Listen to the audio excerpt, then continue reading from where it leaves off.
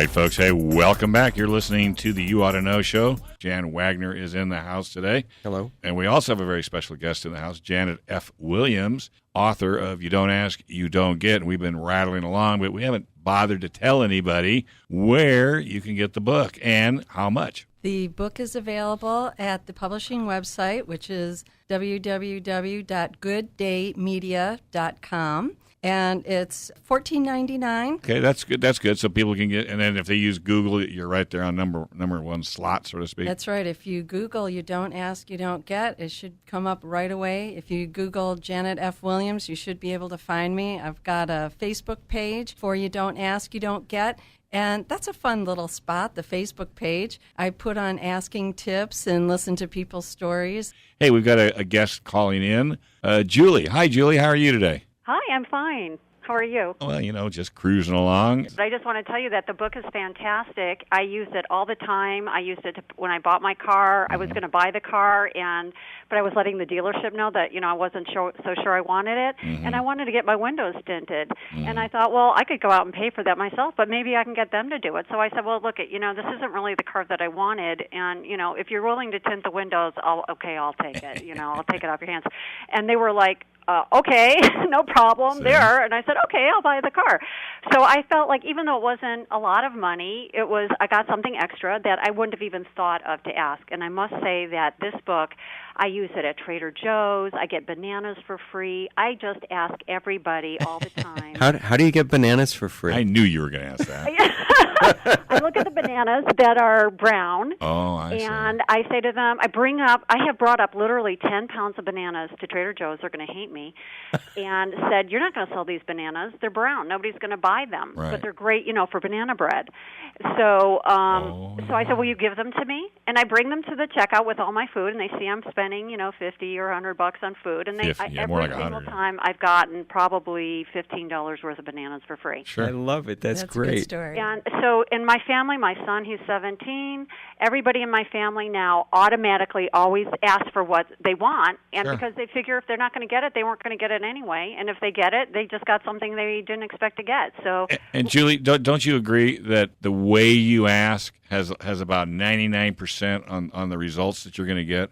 Absolutely. I'm always really friendly, and I assume that I'm going to get what I want. And guess how many people you're probably going to tell. See, that's what people don't realize, A lot of people think that, the only time people will spread anything around is when it's negative, and that's not true at all, because a good friend is someone that's going to tell somebody about a place they had a good experience so that person can enjoy that experience as well.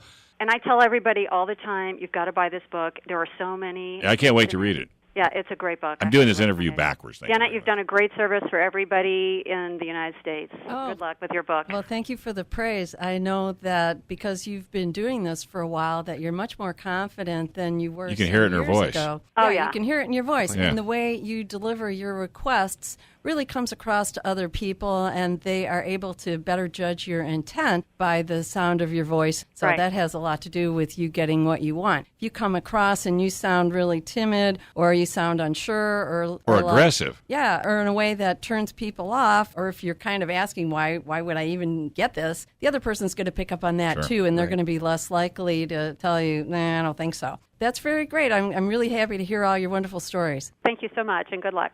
Well, we didn't tell you to leave yet. Oh, okay. Did you hear anybody say you to get off air? Did you hear a big bell go off or something? See, there you go. You don't ask. I'm happy to stay on the phone. See that? What else you want? I have tons of stories. See that? You don't ask, you don't get. If I hadn't asked you to stay, guess what? You'd be doing whatever you're doing. Jan, I have a question. See, you just made me think of a story. When I was a kid, my dad went into a department store in the city where we lived, and I needed a new watch, so he went in to buy me a watch. And he goes into this department store up to the watches counter, and he asks for and gets a discount at a retail department store on the watch.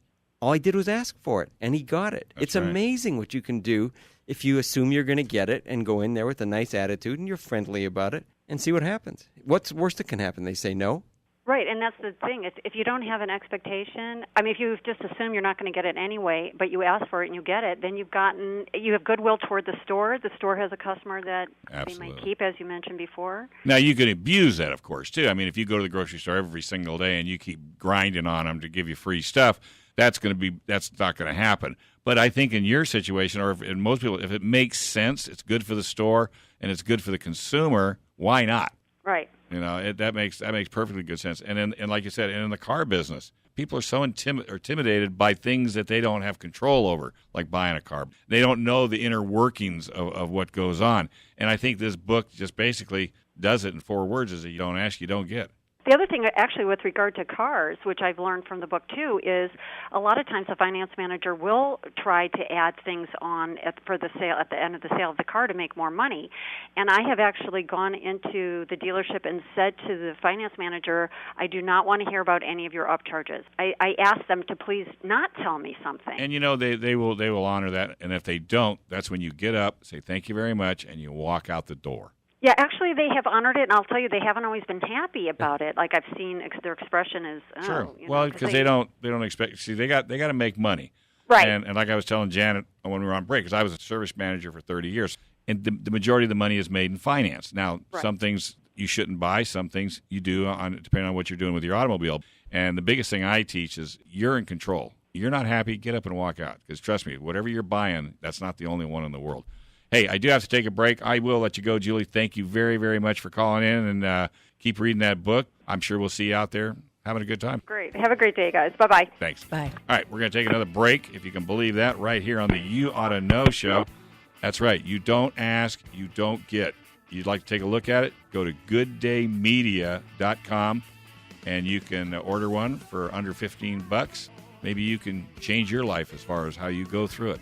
Hey, that's what You Ought to Know is all about, right here on KCBQ, AM 1170, Intelligent Talk Radio.